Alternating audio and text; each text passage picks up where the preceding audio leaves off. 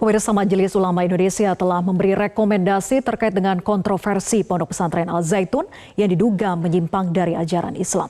Untuk membahasnya lebih lanjut, kita telah terhubung dengan Wasekjen MUI, Ihsan Abdullah, dan Ken Setiawan, mantan pengurus Ponpes Al Zaitun tahun 2000 hingga 2002, sekaligus juga pendiri NII Crisis Center. Selamat sore, Pak Ihsan dan juga Pak Ken. Selamat sore, Assalamualaikum warahmatullahi wabarakatuh. Waalaikumsalam warahmatullahi wabarakatuh. Saya ingin ke Pak Ihsan terlebih dahulu. Baik, Pak Ihsan, MUI telah memberi rekomendasi agar penegak hukum bisa mengambil langkah tegas terhadap Panji Gumilang. Langkah tegas seperti apa yang dimaksud ini, Pak Ihsan? Ya, dengan adanya pertemuan dengan tim investigasi pada siang ini semakin menguatkan dengan adanya bukti-bukti baru yang tervalidasi, semakin menguatkan bahwa Panji Gumilang memang telah sadar dan meyakinkan yang bersangkutan telah melakukan pelecehan terhadap agama Islam, penodaan terhadap agama Islam, dan telah menghina agama Islam. Juga berkaitan dengan menghina Rasul dan merendahkan Allah. Nah, ini adalah sederetan tindak pidana yang cukup bagi kepolisian ya untuk melakukan proses hukum terhadap Panji Gumilang agar isu dan kontroversi serta kegaduhan ini bisa diredam, dan selanjutnya pemerintah tentu segera melakukan masuk ke dalam dengan Kementerian Agama dan Majelis Ulama Indonesia untuk membenahi Ma'had Al Zaitun agar tidak terpapar lagi dengan paham-paham keagamaan yang menyimpang. Dan orang seperti Panji Gumilang harus mempertanggungjawabkan perbuatannya, ucapannya, ya, yang juga melanggar Undang-Undang ITE. Dan ini harus diproses hukum. Tidak ada satu warga negara pun di Republik ini yang kebal hukum. Di masa yang lalu, orang-orang yang telah melakukan perbuatan menghina agama, seperti juga kolehannya Panji Gumilang, yaitu Musadek, ya, yang mengajarkan paham yang menyimpang juga, yang telah difatwai oleh Majelis Ulama Indonesia, yaitu ajarannya yang kemudian menjadi metamorfosa menjadi Gavatar dan sekarang menjadi Mila, itu juga telah menjalani proses hukum dan dipidana. Maka juga harusnya hal yang demikian diperlakukan juga kepada Panji Gumilang, sehingga tidak ada siapapun ya yang berani atau melakukan penghinaan, penodaan, dan penistaan terhadap agama Islam. Nah, ini saya kira. Temuan yang hasil investigasi terbaru dari MUI ini semakin menguatkan, dan polisi tidak perlu lagi menunggu masyarakat untuk melakukan pengaduan, tetapi sudah cukup karena bukan delik aduan, tetapi ini adalah delik umum. Beda sama orang tadi ya. Terima kasih, Mbak.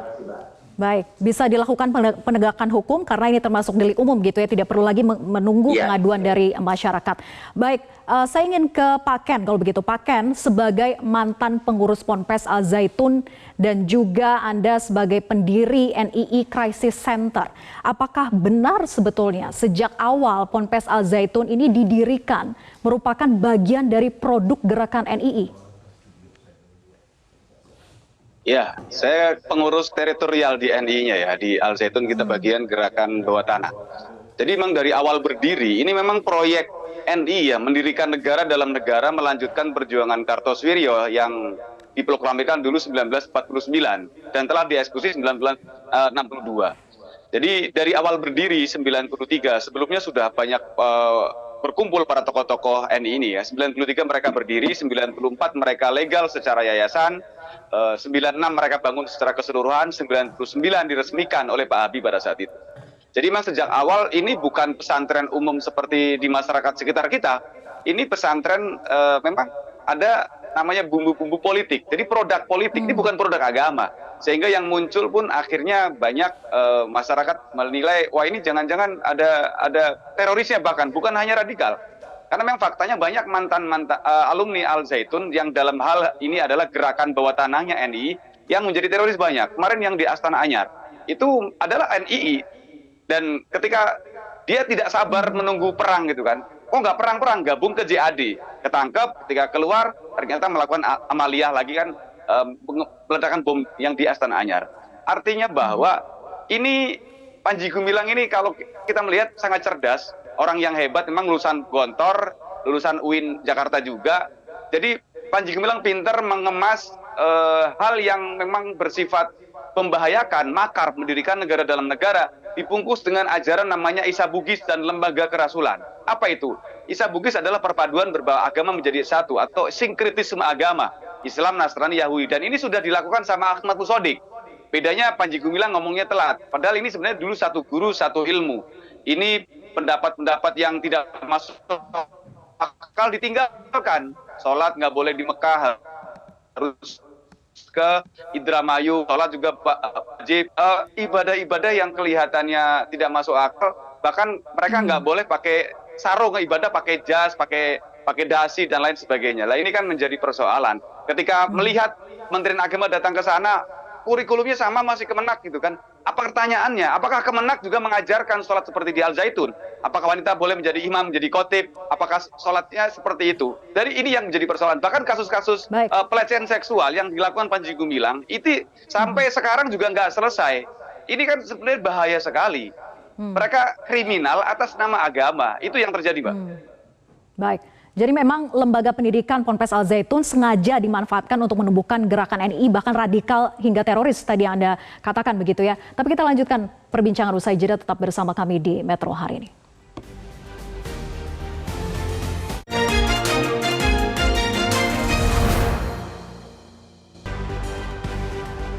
Kita lanjutkan perbincangan, saya kembali ke Pak Ken. Pak Ken, tadi Anda katakan bahwa Ponpes Al Zaitun memang sengaja dibentuk dan dimanfaatkan oleh Panji Gumilang untuk mengajarkan ajaran-ajaran menyimpang gitu ya. Apakah Anda memang mengenal baik sosok Panji Gumilang ini? Benarkah bahwa Panji Gumilang itu dekat dengan banyak pejabat sehingga muncul kemudian dugaan mengapa Ponpes Al Zaitun ini terbilang tidak tersentuh atau untouchable oleh hukum? Kalau dekat tidak, kita kan dulu masih di struktural, masih di kecamatan. Beliau kan presiden. Jadi Panji Gumilang ini hebat. Bahkan kalau istilah saya menyatakan Panji Gumilang itu orang yang psikopat. Orang bisa menutupi keburukan, dibungkus menjadi baik.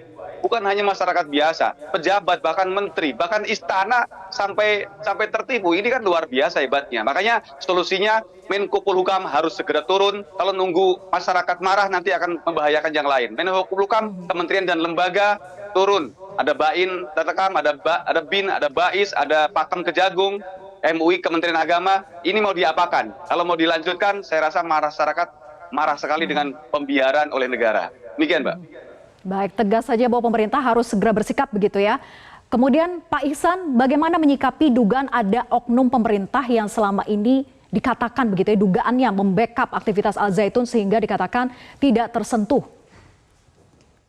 Ya, negara tidak boleh membiarkan bibit-bibit persemaian radikal dan paham-paham keagamaan yang menyimpang, sekaligus paham bernegara yang menyimpang, itu di Al Zaitun. Oleh karenanya, dalam prinsip equality before the law, bahwa semua orang itu memiliki kedudukan yang sama di mata hukum dan harus diperlakukan sama di mata hukum, maka perbuatan tindak pidana yang telah jelas terverifikasi dan tidak terbantahkan yang dilakukan oleh Panji Gumilang yang telah melakukan penodaan agama, penistaan agama, serta melakukan tindak pidana ITE serta tindak pidana lain, ini segera dilakukan proses hukum, dilakukan pemanggilan dan proses selanjutnya oleh kepolisian dan Kejaksaan Agung agar isu-isu yang kontroversi, yang menghebohkan serta membuat keresahan dan kegaduhan di masyarakat ini dapat dihentikan, dan ini adalah tanggung jawab negara. Kemudian selanjutnya negara bersama Kementerian Agama, Majelis Ulama Indonesia ini turun untuk melakukan pembinaan terhadap yayasan dan Ma'had Al-Zaitun agar tidak terpapar lagi. Saya kira itu. Segera harus Baik, kita tunggu sikap tegas dari pemerintah maupun juga aparat penegak hukum. Sekali lagi terima kasih Wasekjen MUI Ihsan Abdullah dan juga Ken Setiawan, mantan pengurus Ponpes Al Zaitun tahun 2000 hingga 2002. Terima kasih, selamat sore.